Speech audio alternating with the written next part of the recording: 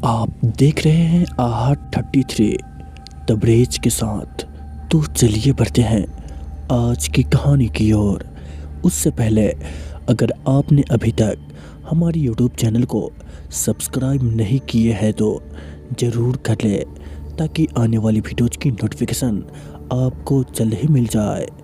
आज मैं आप लोगों को कुछ हकीकत बताने जा रहा हूं जो बक्सर ज़िले के एक गांव में हुआ था। वहां पर एक परिवार था जिसमें रौनक नाम का लड़का था। अपने माँ बाप के साथ भाई बहन के साथ रहता था।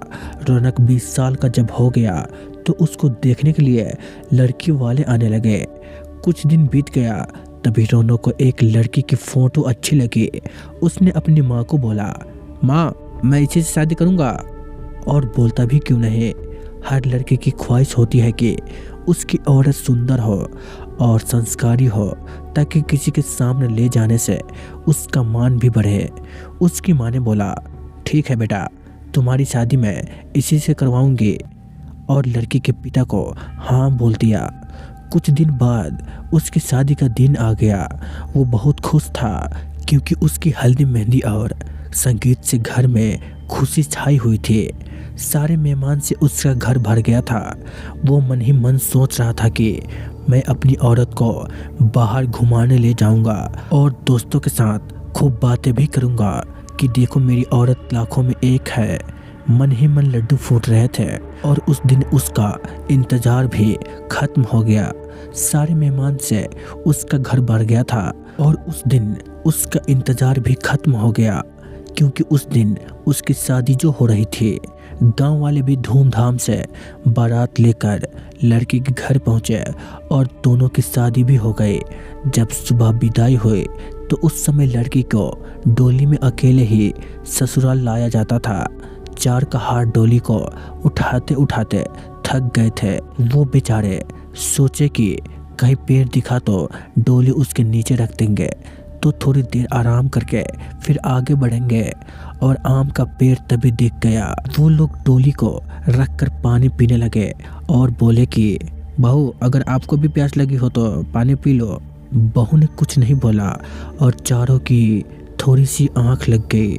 तभी उस पेड़ की चुड़ैल नीचे उतरी और दुल्हन को मारकर उसके अंदर आ गए और डोली में बैठ गए, क्योंकि दोपहर का समय था। थोड़ी देर बाद वो अपने ससुराल आ गए। लोग चार होने के बाद जब रात हुई तो रौनक अपने कमरे में गया। जब वो अपने बिस्तर पर बैठकर दुल्हन से बातें कर रहा था, तभी उसे जोर से प्यास लगे। उसने कहा, मैं पानी पीकर आता हूँ। दुल्हन ने बोला, आप बैठो, मैं पानी दे रही हूँ।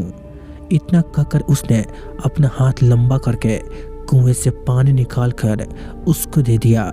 इतना देखते ही रौनक जमीन पर भद्द से गिर गया और बेहोश हो गया।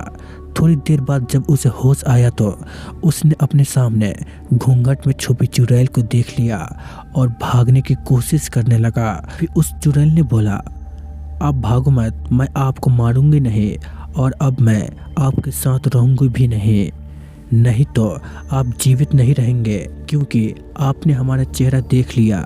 लेकिन ये गांव हमारी ही निगरानी में हमेशा रहेगा, क्योंकि यहाँ मेरा ससुराल है। और मैं आपको एक बात बताती हूँ जो आप अपने गांव वालों को बता देना कि जिस घर का चूल्हा उत्तर दिशा में होगा वो सब अपने घर का चूल्हा दक्षिण दिशा में कर लो, तो उनके घर में हमेशा बरकत बनी रहेगी। इतना कहकर वो गायब हो गए। शास्त्रों के हिसाब से माना जाता है कि दक्षिण में अक्सर भूत प्रेत निवास करते हैं, लेकिन ऐसा करने से आज भी उस गांव में कभी भूखमरी या फिर कोई बीमारी जल्दी नहीं आती। वहां पर सब हंसी खुशी रहते हैं। तो दोस्तों, ये थी आज की कहानी। तो चलिए मिलते हैं एक और कहानी में। तब तक के लिए बाय एंड टेक केयर।